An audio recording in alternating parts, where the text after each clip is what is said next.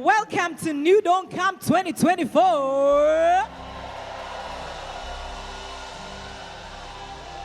I want you to turn to your neighbor and say, I perceive you're a wise person. Because of how you're spending the first days of your year. It's a setup. Your 2024 will be a year of going and glorying in Jesus' name. Help me give a high five to every excellent shepherd around you. Oh, yes. And then please take your seat. What a blessing.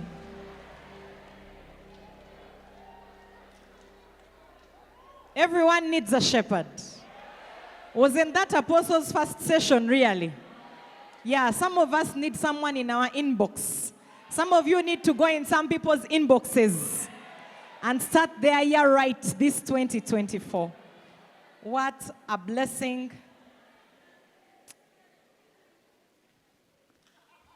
We honor you, all the pastors in the house today. Thank you for being with us, especially those from the other churches, our guests. It's an honor to have you.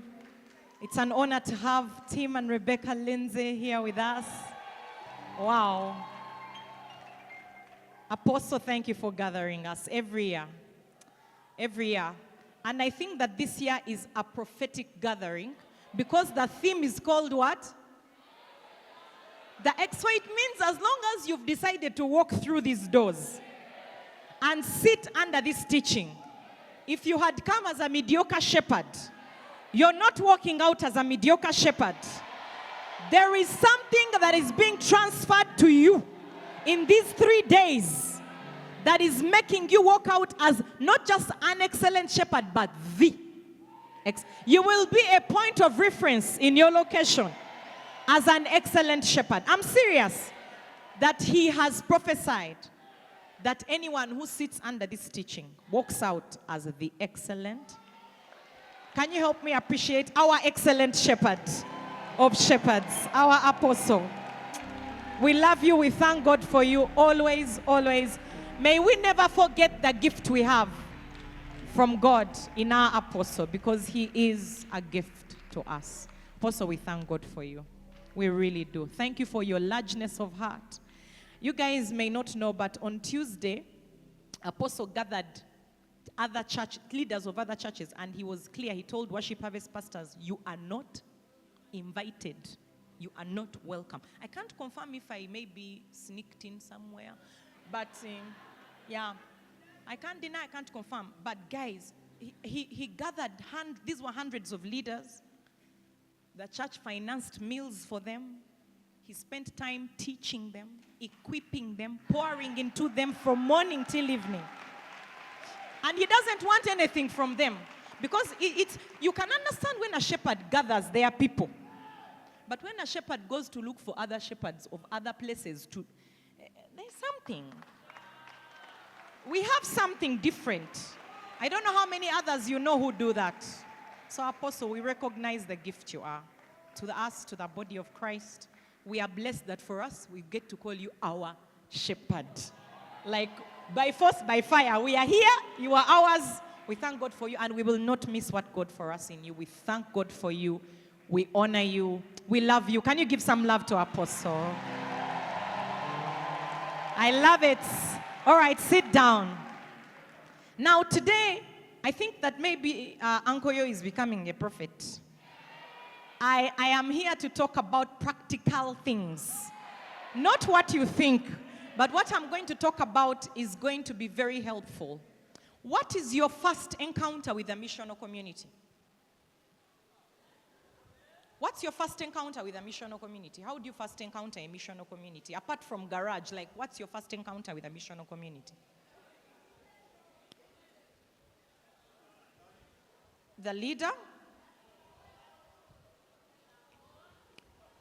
The host?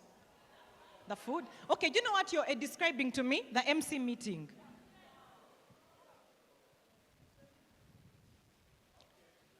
It's the meeting. That you're describing to me is the shepherd. Where do you find them? Usually, it's the missional community. What's your first encounter with the MC? The missional community. Isn't it really at the meeting when you get to meet the people and it makes you decide if you want to stay or not? Yeah. You're staying. How many of you ever attended maybe a church? How many of you attended Worship Harvest the first time and something in the gathering, you had heard about Worship Harvest and you came to check it out, and then when you came to the garage gathering, it made you make a decision to come again? Almost all the hands in the room. So that's evidence to me that the MC meeting is a very critical determinant of if people will come back and even enjoy discipleship under you. You might be a great shepherd, but if you have a terrible meeting, the people may not know it. You might be an incredible pastor, but if your garage experience is very bad, the people may not know that you are a great pastor. They may not come back because when they came, what are some of the bad things that can happen in a bad garage experience? At garage, people want food. Bad sound.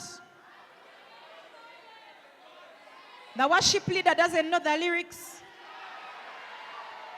Bad toilets. No time management. They say it's 9 to 11:30, but it was 9 till 3 p.m. And you were closing the doors. Somebody sit down. So, you're going to the naughty corner. They are from Gaza. They are telling me, boy, I run services from 9 a.m. to 3 p.m. Those who accuse you, Gaza team, mark them at lunchtime. Make sure they don't eat any food. Wash them with a gun. So your MC meeting, sometimes you're praying, you're listening to Up More Challenge, you're fasting for your MC to grow, but the thing that is limiting the growth of your missional community is the quality of your MC meeting. And so I know you wanted me to come and talk about the abomination of the desolation in the holy place, and the 7 horses in Revelation, and the broomstick of Jehu. But not today. Today. The horses are 4, they are not 7. Apostle, one day you must teach on those 3 topics, because we've heard about them for so many years, but we don't know what is in them. Even Leviathan. So I know you want us to go. What? 3 ways to contain your marriage. Wow, Pastor Angela. That's it. Why? Because Apostle talked about the 3 stages towards marriage. We want the ones of 3 stages to keep it together. Yeah, Apostle, there's a demand from the people. Yeah, the people have spoken. But today my job is simple. It's to talk about 7 key elements of a great MC meeting. Yeah. You want the second point, eh? Okay, wow, Pastor Jeremy. I don't know what was in people's breakfast. Yeah, but here there's joy in the house. So if your neighbor is not happy, you can pray for them. But you can also infect them with happiness. If you don't fear them so much, you can tickle them. Please don't be tickling someone's wife. Those are 3 stages to destroying your marriage. Yeah, don't be when your wife is here, but you're tickling the neighbor's wife. It's not allowed at New Dawn Camp. At all. Dr. Kulo, your wife says you're not tickling her. What are you trying to say? What are you talking about? He's giving you feedback. He fears you. You guys sit down. I need to talk about 7 key elements of a great MC meeting. This is the first key, tickling.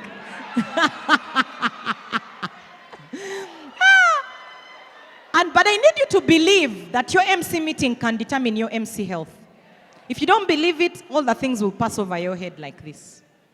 And we're going to talk practical things. You will even help me shout some things, extra points in my points. So Pastor Jeremy and I led a missional community for a couple of years. How many years did we lead MCs? 3 years maybe? Also. And our missional community really grew. It grew to over 90 people.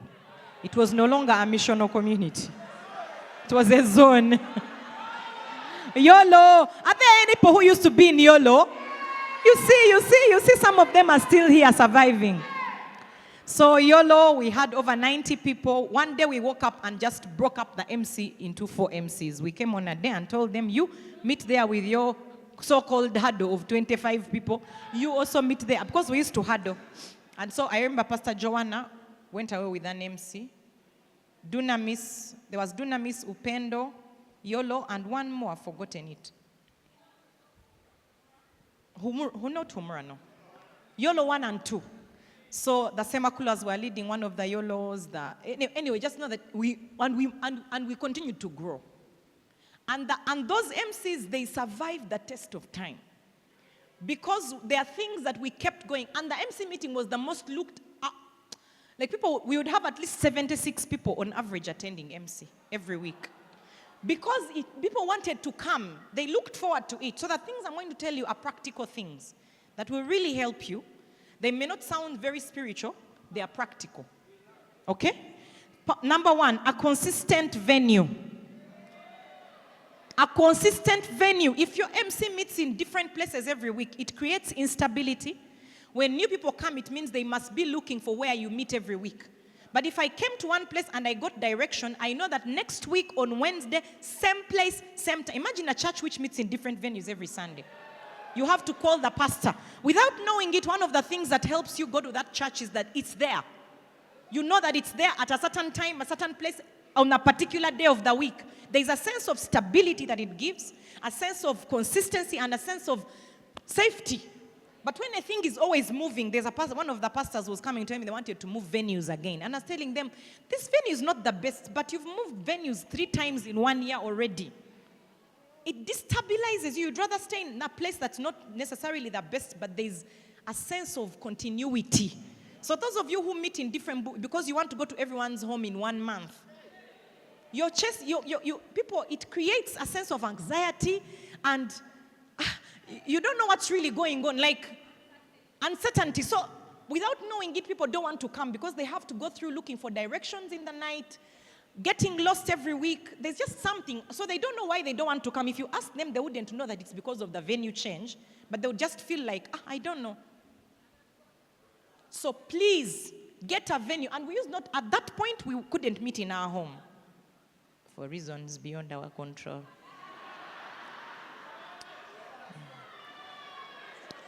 The MC was big. The MC was big. That was the reason.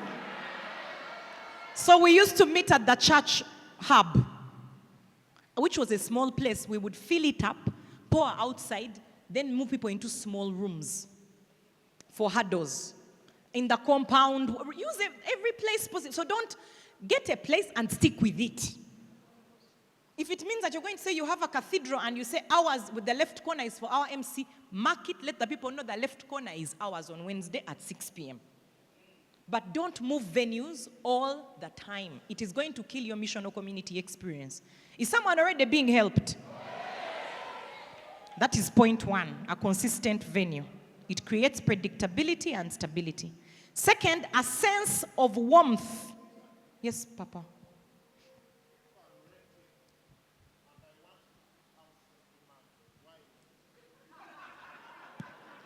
Apostle asks, if I'm renting and I want to move house every single month, why not? Why are you moving house every month? What is wrong with you? Because you're not paying rent, so you know the landlord is looking for you. You leave, go to a new land. And then you keep saying, somehow I've not paid rent this year. I thank God.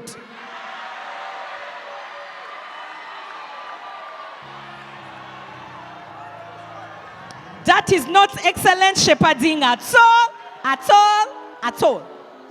You know that when you desire to go to another country, one of the things they'll ask you is how long you've stayed at one address. You can be denied a visa because you're unstable. Why? Are you a spy? What are you? Huh? What is it? Listen, if you're a spy, Get one of your MC members who is stable and ask them to host the MC. The MC leader does not have to be the MC host.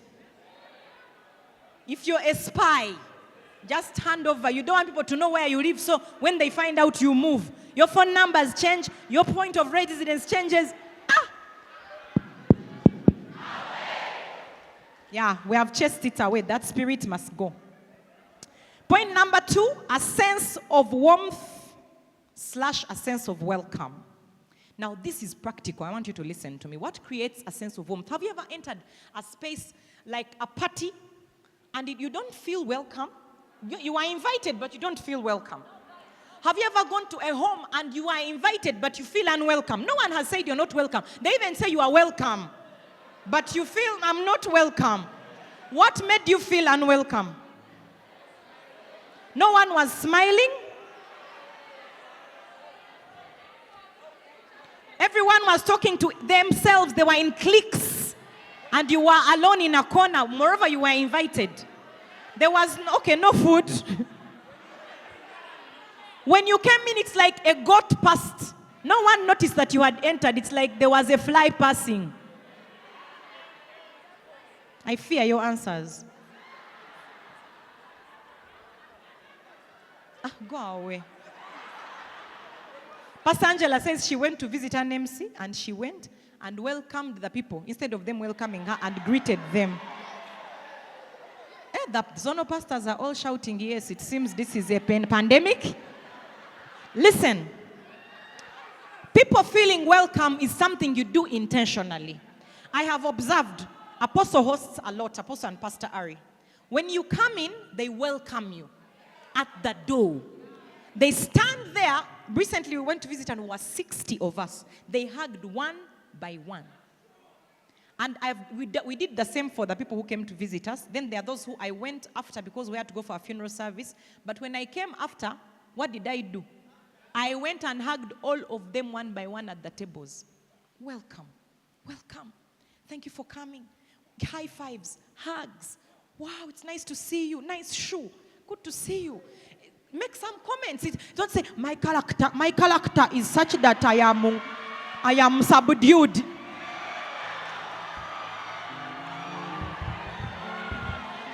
Well, that is a character gap. Yeah, your MC will be subdued also. Eh? I'm not a people person. Where did you find that in the Bible? Where did you find it in the Bible? John the Baptist was not a people person. Are you his disciple? He lived in the desert. You go there also. These people are impossible, Apostle. That's why his ministry was not trying to be an excellent shepherd. He was there to announce the coming of the excellent shepherd. Jesus, when he saw Zacchaeus in a tree, did he tell him, I bind the devil? He told him, today I'm eating in your house. Come down. And he didn't tell him, stay in that tree. You are welcome. He went to his home. He sat down with him. He ate with him. He identified with him. He had conversation. And Zacchaeus turned around and became a believer without a sermon. After it, people, food is we are coming to food. Please, I'm talking about a sense of welcome. Please, wait, we shall get there. A sense of welcome. So can I give you practical things about creating a sense of welcome? First, sit down, I tell you. First of all, have some music playing in the background. Silence creates tension. The people who know at our home, if we are hosting, they know. It is standard procedure. There is a speaker and it is playing Lingala music. Bolingo. You walk in and you feel, even if you came in a little bit like this, like a place is like this. Before you know it, people are tapping their feet. They're just feeling like something is good here. I don't know, but it's nice. Yes. Invest in a little Bluetooth speaker. Put it in a corner every Wednesday before people start. Don't start playing it at the end of MC. Say, welcoming environment. I forgot the music. No, please. Play the music before the people come. So they come and find the place is clean. A dirty environment can say that you are not ready for people. So please don't play non-Jesus music. Play worship harvest music. Play Jesus music. You know. No, Auntie, those are the things I'm talking. Go sit down, Pastor Roxanne. So have some music. Always arrive before the people you're hosting. Because I don't know how you welcome them after they had come. If you're a celeb, eh? Wow. So all the people, John the Baptist, what? Please. Repent. Elijah and all your friends. You should arrive before the people and preferably get some of your core leaders, the Huddle leaders, to also arrive early. It means on Wednesday, your boss knows you leave a little earlier than usual. So go a little earlier than usual to work. Leave a little earlier than usual so that you're home. The place is clean. The bathroom is good. Just basic cleanliness. You've boiled some black tea for people to take. You've played some music. By the time people arrive, you're hugging them. You're welcoming them. Welcome, nice to see you. And then, yeah, of course, you're fresh. You're freshened up. If you work, especially in the building industry, you expend a lot of energy. So some liquids have been coming out of different parts, Just freshen up, wear some deodorant, some perfume, put some lips. It's a fasting day, but you don't have to wear it on your face. You shouldn't come and say, yeah, welcome. Welcome. You look like you're about to eat someone. So freshen up, even your breath is not very nice when you've been fasting. So since you've got home, if it's not at your home, maybe eat some gum. Yeah, chew some gum which is made of mint. Not a mint, eh? Freshen up, hug people, welcome them. Look out especially for the new people. Now, don't be too much. Like new people sometimes don't overdo it, that you want to show them they are welcome. Then you start too much. Welcome. It has been a long time since a new person visited this mission or community. You are a prophetic sign. Please. Everything in moderation. We've been praying for 2 years. You are a sign to me. You start crying. What's your name again? Victor. Victor, you are a sign of victory. They will not come back. Oh, Pastor Victor, I'm sorry, sir. Eclairs. Brother Eclairs. Then you hug them and you don't let go. I like hugs. They will run away and tell all their friends, she's weird. I think she's looking for a husband. So please. Yeah. You guys go back. Sit down. No, go away. You see my time. I have 7 points. That you hug them and tell them, I will not let you go unless you promise me you'll come back next week.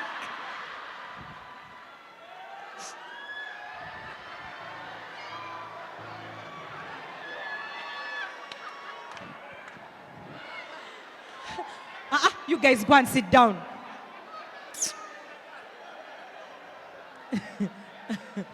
People are practicing a very bad hug over there.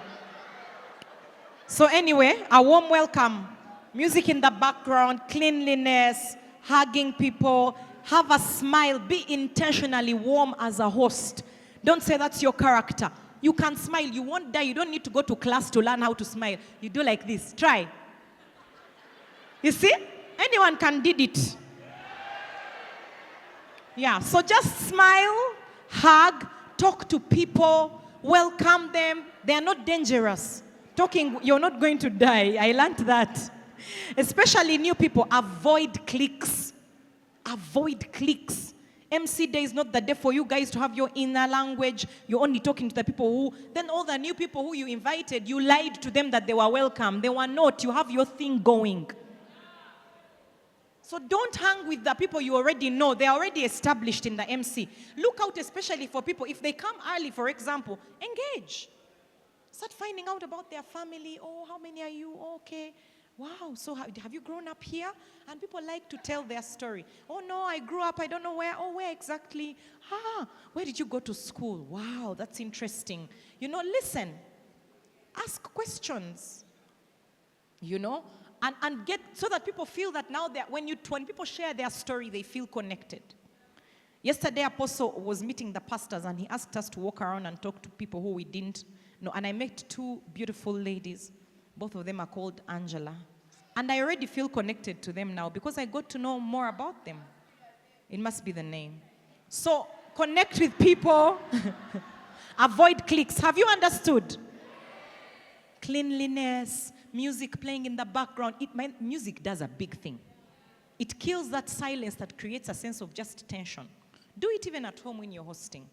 And then hugging, welcoming, arriving before the guests so that you're able to welcome them. Also, that's how you know who in your MC comes early, comes late. You start to know what to correct, etc. So point number 1 was? Point number 2? And welcome. Point number 3, food. Jesus was actually accused of being a glutton because everywhere he went, he ate, or he gave people things to eat. Meaning food has something spiritual about it. In the Jewish culture, when you ate with someone, you identified with them. It's like that's why they would say that he's a friend of sinners, because he ate with them. When you eat with someone, there's something that happens. In Uganda, we say, Oluganda, kulia. That community, you can't say you have community with someone without eating with them. So, but then now, as an MC leader, the full responsibility of food is not on you. It's on you teaching your people to carry something to share for the MC meeting. Otherwise, it gets overwhelming. Teach generosity. This one, I won't get into it too much because we've talked about it so many times, but many of us, we are too political to help our people to grow. Insist on the snack, and you don't have to be rude about it. You just say, we like to share. I told you for us what we would do. We would stand at the door while welcoming people, as long as you're not a new guest. If you are a usual member, I would stand at that and say, where is your snack? You forgot. You forgot.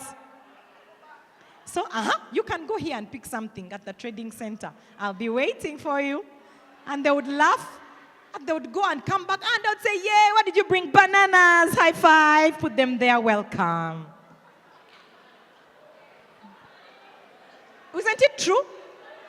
I made people to buy chewing gum. I made others bring water. And many people would buy popcorn because there was a supermarket, Nakumat, nearby. They would just go and bring, popcorn was 500 shillings. Pick it up, bring it in. The point is you must teach people to be contributors. Giving makes you empowered. Because most of the people we have now are takers. They are used to begging, asking, because we've not trained them. And for you, you're the one who cooks everything. So what you're teaching them is when you send them out to start an MC, they must cook like how you do. So they know, I can't lead an MC because I don't have money to cook up a storm every Wednesday. You can do that at the party Wednesday, but don't make it culture that you're the one who provides everything. No. Encourage everyone to contribute. Everyone. And let's eat the snacks the way they are. I remember Sarah Flower used to bring her chapatis. She would make them herself and bring them. And me, my standard snack, every 1 year, even had a border guy delivering every week, pancakes. And they were the most popular, hot Ugandan banana pancakes. They had the one from a woman in Tinder there. So my border guy knew the amount of money, how many to bring every Wednesday at a certain time. So you have your snack. People get to a point where they know their snack for Wednesday. And you can tell what the snacks will be like. But that everyone, you even start to know who brings which snack. It's fun. It's like potluck. That's how families, connect.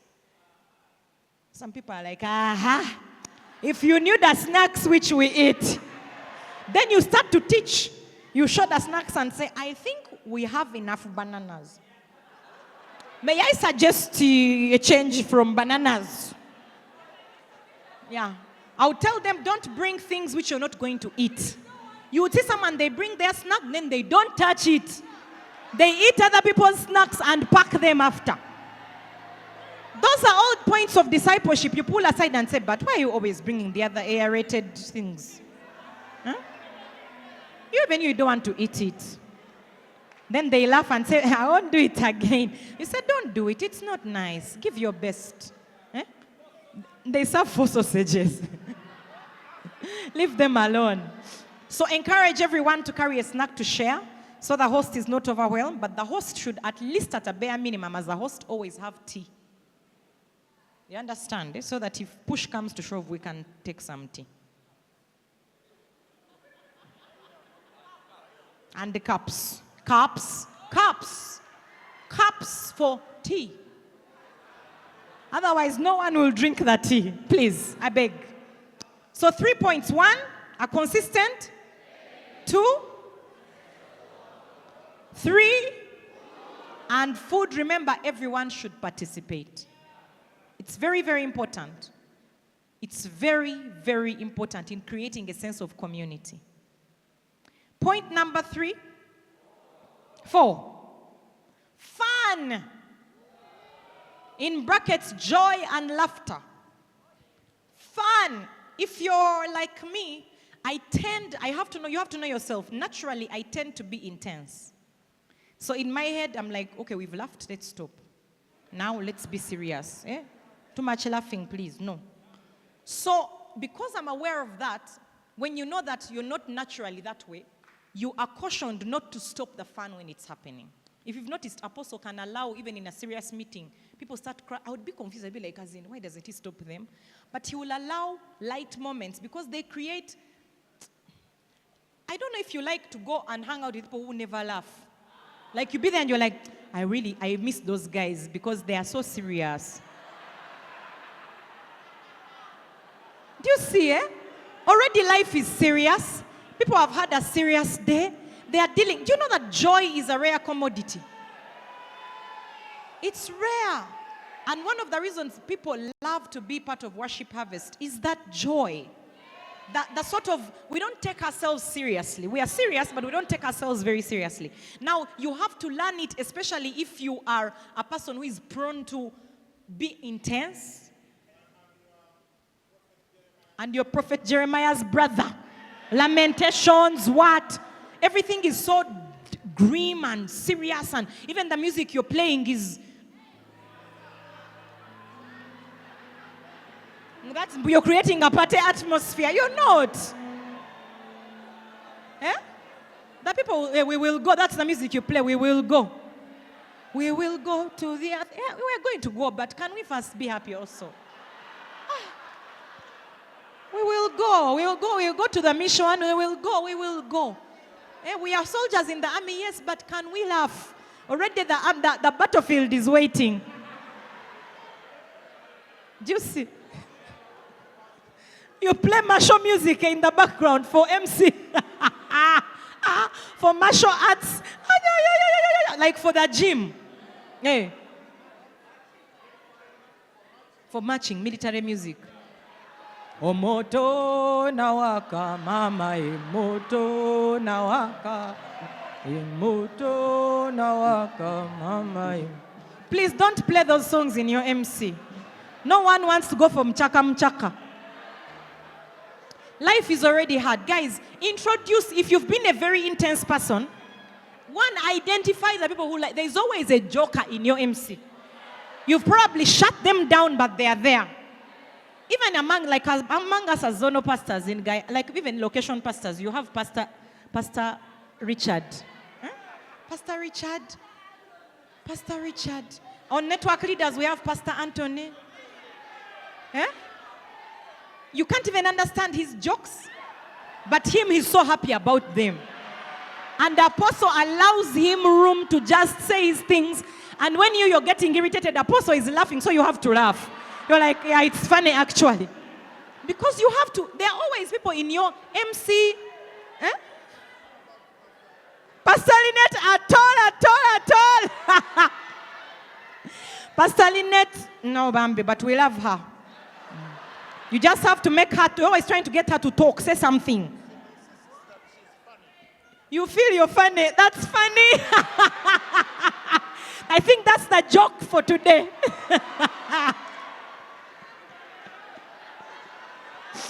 That's a joke. Of course, your husband is a wise man, but she's funny to you. Only to you. Yeah, only to you. The network will say nothing about this matter at all. At all. At all. Yeah. Yeah. I'm not asking them anything. No, but seriously, you have to allow. Among Zono pastors in Gaza, we have Papa Bear. I can't even understand. Pastor Prima is off. Then you have Banange, Pastor Peter, I can't understand. Pastor Peter has the worst, most random comments in the middle of a very serious conversation. You read the thing and you're trying to understand what is going. And also because it is Pastor Peter. He's supposed to be serious. But you have to allow, for you can people tell who is funny, or you snuffed all of it out in the MC. Everyone is a prophet. Jeremiah's cousin. Actually, the chamber days, I don't think there's hope for any of you. But you know, you have to allow people to crack jokes, laugh. Me, I used to come with icebreakers because I knew I have a weakness. We're not going to laugh. I just want us to go straight into the flip chart. And scriptures, how many did you memorize? That's what is in my head. People are dying, we are laughing. What are we laughing about? Time, I would be like, time. Stop, guys, stop. We need to move forward. Then Pastor Jeremy would irritate me because he was always joking when I'm trying to continue being serious. But you know what? People, when they laugh, I remember a time when people would tell their friends to come to the church where we led, and they would tell them to come because they would laugh, and I would get so angry. So can people, they think that all I can produce is laughter. You bring your friend to church to laugh, then I'll say, I'm not funny. But I would never intentionally crack jokes because I would be intentional about not being funny. And people would be laughing. But you know what? A third of the kingdom is joy. Have fun. Some of you, your groups. Your groups, it's just forwarding. Scripture screenshots. No jokes. No nothing. No laughter. What is it? It's dry. It's dry. Everything is just forwarding the messages from your Zono pastor, location pastor, up more, devotional. All those things are good, but can we laugh? Can you find a useless video that has nothing to do with anything that's just ridiculous? And you put it, there's a time I went on the group and told people, I have something very important. Was it about a last born? What was it? I asked people, if you're the last borns, I really have a word for you. Then people, oh, Mama, I'm the last born. I sent something very useless about the last borns. People were like, no. Then we send we send like bad things which are for laughing, and you ask, who do you think this one describes? Or we send these funny Nigerian clips, like, laugh. Last night, I thought people were supposed to be sleeping on the Zono Pastors group. People were sending the most, like almost at 11 p.m., people are saying how they are sleeping in their clothes to avoid coming late. Then others, I don't know, they brush their teeth 2 times so that they don't brush in the morning. Then others, and I'm watching, these are very serious spiritual people. But you know what? They are, in the middle there, I try to send something very serious about data. People said, good night.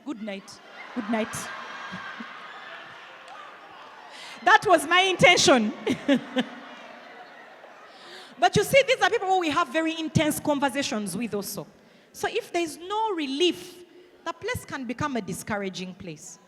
Let your meeting always have laughter. If you didn't laugh that day, no, it wasn't a good meeting. There must be laughter. And don't wait for Apostle to crack all the jokes at MC Live.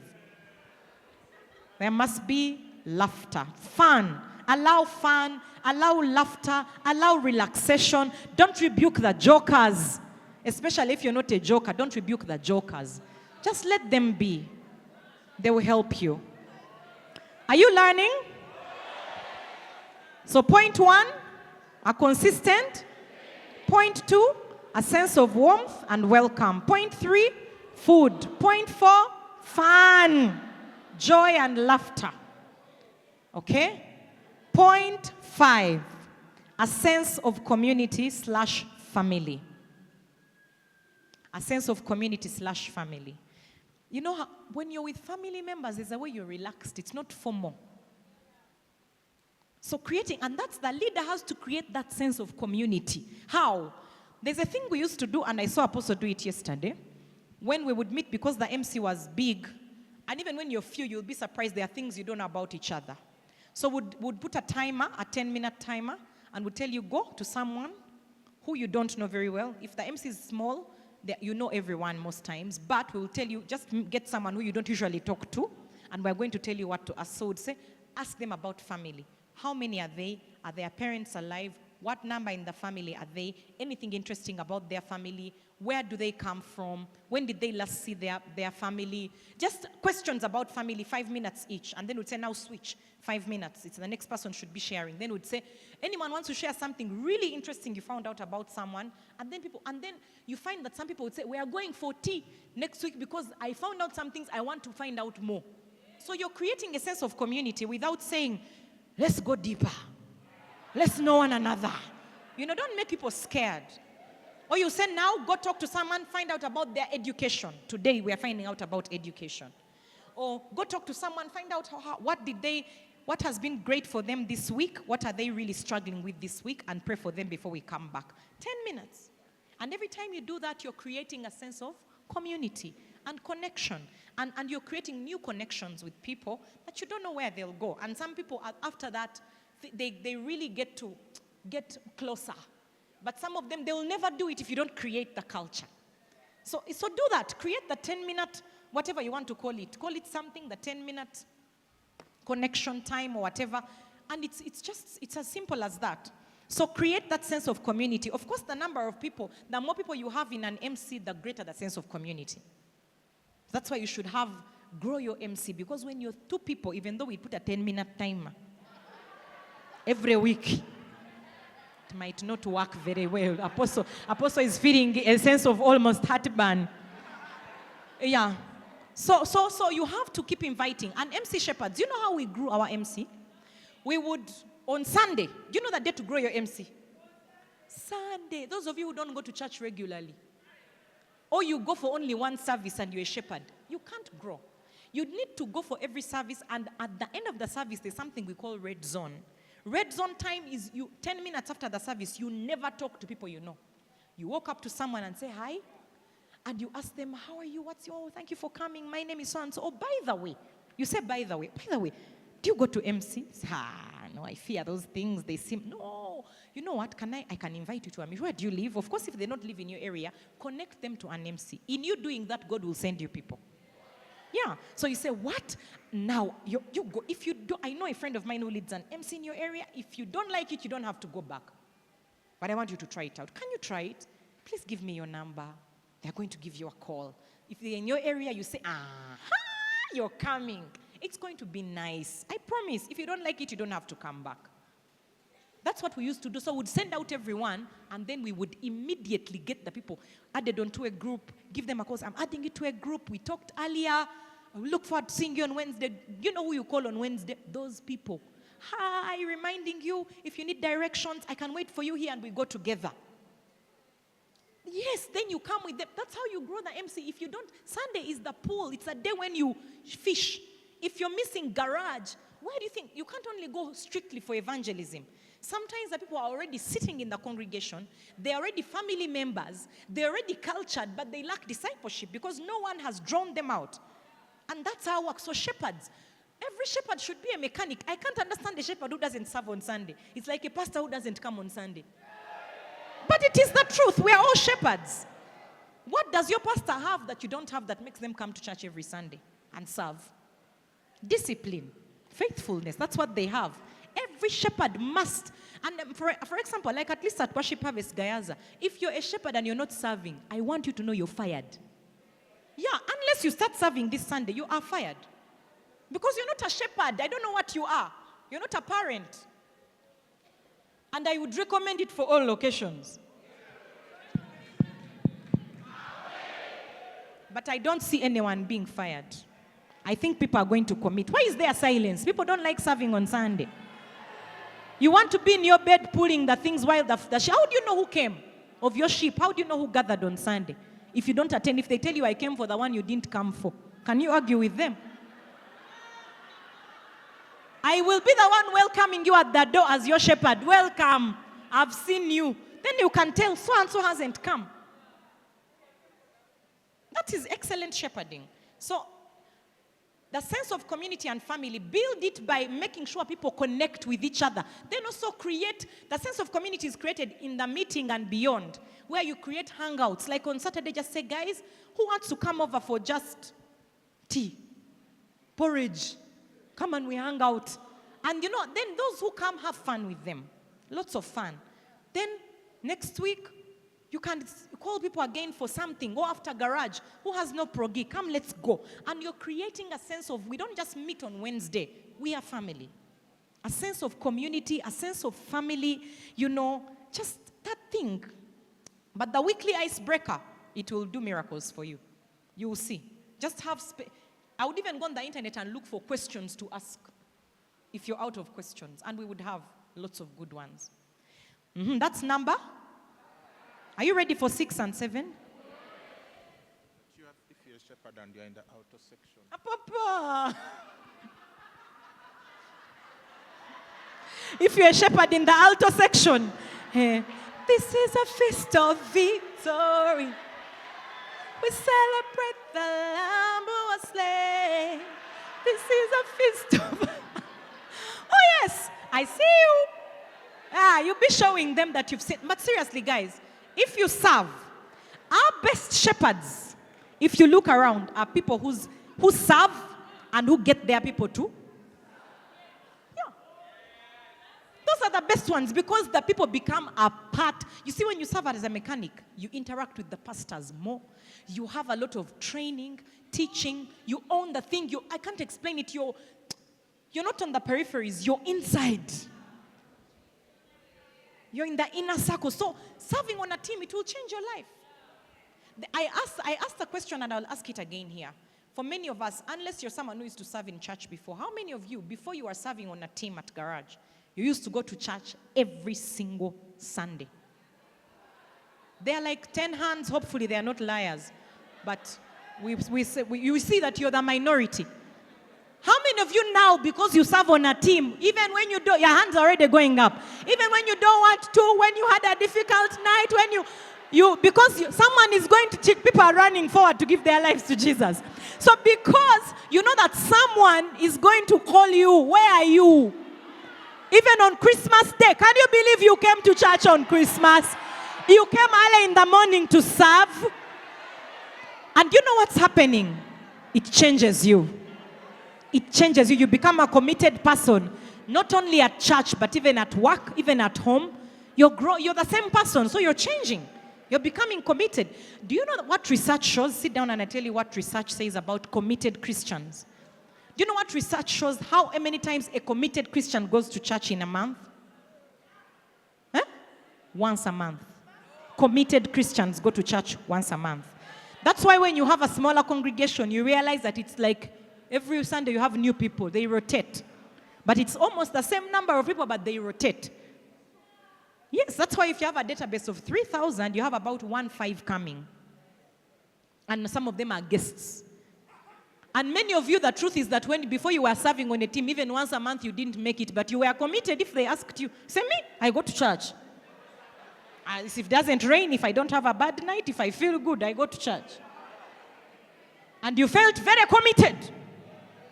So get your people. When you serve, you will also get the people in your MC to serve. And when people serve, the MC just they will be committed even to MC because they've learned commitment through serving. Are you understanding? Point number 6. Are you ready? Point number 6, learn together. Learn something together. So I know that we already learn together every MC meeting, which is what the teaching that Apostle does on MC Live. And that I found out that there are some people, sometimes you don't watch MC Live. Yeah, they watch the news. I don't know what you're learning. So definitely that. But on top of that, at the MC meeting, I'm going to, eventually at the end, I'm going to go through something briefly. A general guide for rhythms in the MC meetings, so that there's something you focus on every meeting. But learn something, like let's say you've been reading a book together. On that day, you will be able to ask people to share maybe highlights and agree on something you're all doing. Like you can say, the thing we're all pushing this month is fast fruit. And so you will be teaching lots of things on that, even beyond what is being taught at MC Live. It's that because you are, as a shepherd, you should be teaching. And sometimes what we are teaching centrally is not necessarily the exact need at the point. You might find that in your MC, everyone is asking for transport all the time. When you notice that as a shepherd, you need to deal with the finances. And maybe at that point, we are teaching on grace and evangelism. And so now you can't say, we will wait for Apostle one day to deal with finances. No. You have, these are the people God has given you. So you teach them. Say we are reading chapter 1 of SFFG. Everyone at the end of the MC, we are going to spend 15 minutes declaring how much you made this week and from what. Then you're coaching them. So learn something together. People even, because otherwise someone can say, I can watch MC Live at home. But when I don't come to the MC, I might miss something that we learn together. Are you learning? Stick within the doctrine of the church, but teach practical things that people they need to learn. So learn something together every time that you meet. Don't watch news, and then encourage questions. One of the ways to learn together is to say we'll have a question session at the end. People have things they have questions about. And when you let them ask, things settle in their hearts. So encourage questions. Don't start laughing when someone asks a question like, what a question. You know, the next person will say, I won't ask. So encourage questions a lot, because that's how people learn. The last one. Yes. The last one is huddle. Huddle, huddle, huddle, huddle, huddle, huddle. Huddle time, huddle time, huddle time. I want you to fight for huddles in your MCs. Most of the missional communities right now do not run huddles, and that's why they are struggling. Because huddles help you to develop leaders. They help you to multiply culture. They help you to care truly for one another. And you know you can start a huddle, like let's say it's 4 of you meeting. You can say 2 of us are going to start a huddle, 2 of you start a huddle, so that you grow your huddle and I grow mine. Next week we must be 3, you must be 3. Be 3. The next week you might be 4 and we are 4. A good huddle 4 to 6 is a good number. But if you've just begun, you're multiplying leadership, because if it's you who must do everything, and the huddles must be real and functional. How? Listen to me. In every MC meeting, you must huddle. You must do what? I know you like the feeling of a big group, but it doesn't help. You just want to look at the people because they are 20. It doesn't help you. You're not growing. That's the culture we have. That's why we don't have one big congregation. We have multiple congregations. The multiplication of leadership, of culture, and also people are cared for easier. You cannot care for 20 people effectively. Please, break it down, make it smaller. So what should happen? The huddle time, you must fight for it. You must fight for huddle time. The MC leader should huddle the new people, or distribute them into the huddles and keep checking and walking around in the huddles to see what they're discussing, if it's the right thing. You know, it helps with developing a sense of community, developing leaders, allowing for multiplication. Use the space you have. Get into corners. Let some people go into the compound, others in the other corner, but create huddles immediately. And that brings me to the general guide for an MC meeting. The general guide. General guide. That brings me, because then I want you to see when the huddle happens. The general guide is that when you arrive, the first 30 minutes are when there's music playing, there's hugging, there's putting food on the table, serving a drink, grabbing a snack. 30 minutes when the dance is going on at MC Live, right? Now encourage timekeeping. Otherwise, the people in your MC will always miss out that part. They will come straight into the teaching, and you'll miss out on the fun part. So you must insist on timekeeping for the MC. Yeah. Because that time is important, the interaction time. So the first 30 minutes are supposed to be chilling. People are arriving, serving drinks, there's music in the background, putting their snack on the table, arranging it, high-fiving, complimenting, hugging. It's, that family thing, just a nice vibe in the air. Then you collect everyone. When it's time for the word, do not allow people to stand up and start serving a drink. That's part of the culture. Because those are the people who, when Apostle starts preaching, they are walking around in garage. Because they are used to. There's a way. We grew up in the Anglican church. If you found the preacher preaching, you could not enter. Do you remember that? It depends on which Anglican church. Are you serious? Oh, no. The one I grew up in, you couldn't. You wait until a song. When they stand up to sing, you run in. And even then, everyone is looking at you like, wow. But now people they walk around freely because there's no respect for the word. So if the word is being taught, everyone should know. If you've just arrived, in fact, you should arrive as quietly as possible and sit down. You will serve the drink after. You're not going to die. No drinks should be served because you say Apmo is not in the room. He is. He's in your room at that point teaching. So don't allow people to serve drinks or walk around or start chatting during the word. Teach a culture of high honor for the word of God. So that about 45 minutes to 1 hour, that's the word and ministration and prayer and all those things. When it ends and the apostle says, get into your huddles, he's not joking. Get into the huddle. At that point, you say, okay, great, guys, now we're going to get into our huddles. Huddle leaders, where are you? Grab your people, take up your different corners. We are discussing the same question every time. What has Jesus said to you? What are you going to do about it?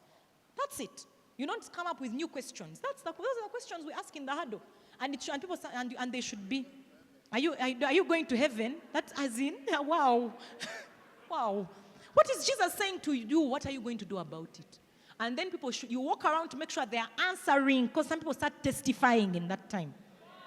Yes, they take over the huddle and start testimony. Say, no, guys, don't go into the huddle and start testifying. What we are answering 2 questions. And you must say exactly what you're going to do. Not, I felt so good when Apostle said that word. Don't preach the sermon, we already had it. What has Jesus said to you? Not to all of us. Not to say, we need to increase in the word. No, those are your problems. What has Jesus said to you? What are you going to do about it? Don't say, I'm going to pray more. What does pray more mean? I'm going to wake up at 5 every morning, pray up to 6. So-and-so is going to keep me accountable. You understand? And never try to tell someone what we think Jesus is saying to them and what they should do about it. No. Don't tell them. Don't say, I think Jesus is telling all of us. No, you say your thing. And everyone should have a chance to talk. Especially look out for the people who are quiet. Naturally. Say, no, please, we want to hear what you have to say. No, what? Okay, that's... Then you ask clarifying questions where it's not clear, so that you say, that sounds very general. Can you make it specific? So this is what you're saying. Great. So what are you going to do about it? Okay. Then you ask more questions, coaching questions. Go read the book, Building a Discipling Culture. There's a whole segment on the circle that teaches on those 2 questions. What is Jesus saying to you? But then when the huddle is 30 minutes, and everyone should talk. When the huddle is done, you call people back into the general meeting. Ask for any highlights, one highlight from each huddle. Maybe you have 4 huddles. Anything that really stood out, because you can learn from each other. And then pray together. Pray together. Thank everyone for coming. If there's something you need to clarify that day, clarify it and send them home. But huddles must happen. You will see life will come into your missional community. If you start huddling, first of all, you can send out MCs by sending out huddles. You follow up evangelism through huddles. Visitation is through huddles. Everything is through the huddle. Did you visit your people? Who did you visit this week? Who did you have a one-on-one with this week? The huddle leaders are the ones doing the work. You're huddling the huddle leaders. The huddle leaders are huddling the people. That's how it grows. When you're going to send out an MC to multiply, you send out the biggest huddle because clearly they've grown. Then you tell them, now go start a missional community. You're already healthy. You know what to do. Are we together? Why are you quiet? Why are you trying to scare me? You've understood too much. So that's a general guide of the MC. Lastly, let me just touch on weekly rhythms. Let's say our MCs are about four MCs a month, right? Because you meet every Wednesday. The first Wednesday of the month, what do we usually focus on in the MC? We usually focus a little bit on prayer. We usually say it's the prayer MC. You choose a focus. So that's the day when you can spend a little bit more time praying together as a missional community. Because sometimes people also have never experienced prayer together. So it's a good and safe place to say, we'll do 30 minutes and we'll just play music. And maybe that Wednesday people can even know we'll start with prayer. Do you understand? Or we'll end with prayer. And so when they come, you play prayer music. They come in and you just pray. And you pray together and you guide them through the prayer, like how we do flow prayer. You pray together. And then you even bring needs that people have been having, specific things that you're praying through. It's great when the MC prays and something happens. And you celebrate.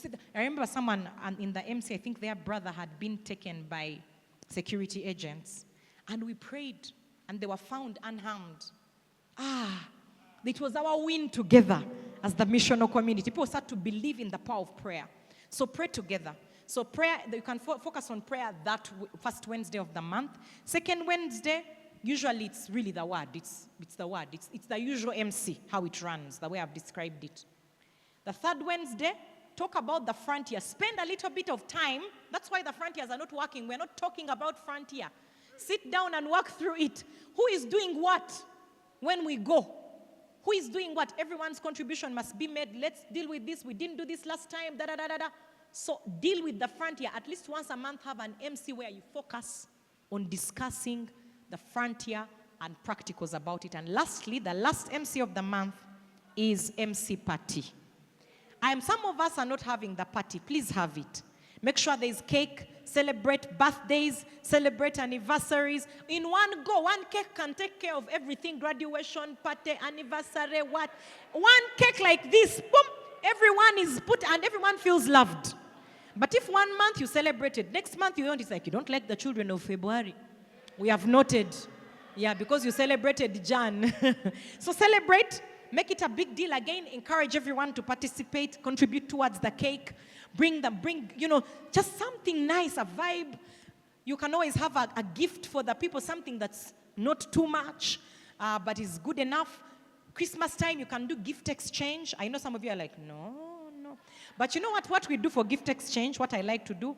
We say, do not spend more than 20,000 Uganda shillings. Don't spend more. Why? Then you take care of the people who it would be too much. They would be scared that someone is going to give them a very expensive gift and they'll have nothing to give. So then you can't spend more, including the gift wrapping thing. So you get creative. The gifts are very interesting. And then we exchange gifts. So that way, there's a cap on expenditure, but also the gifts are within the same range and everyone feels they've contributed. So like Christmas time, you can do that. New Year's, you can do that. If you missed it at Christmas, but create a sense of celebration. If you do these things, you will enjoy your missional community. Thank you so much.